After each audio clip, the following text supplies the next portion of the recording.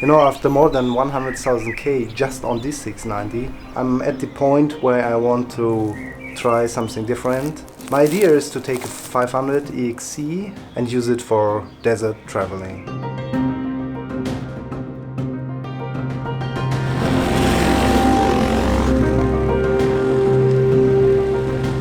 To make it a bit more usable for traveling, my friend Rade from Rade Garage, he sent me a rally kit, and I'm going to test this rally kit at the Hellas Rally Raid in Greece.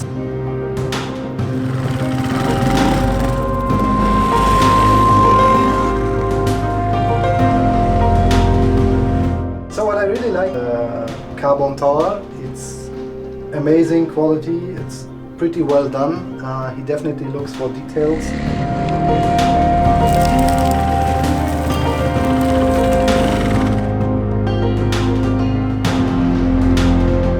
Finally, if everything is good, I will go with the 500 to Mongolia to continue my photographic project in the deserts of Asia. Yeah, I'm pretty curious about how the things works out.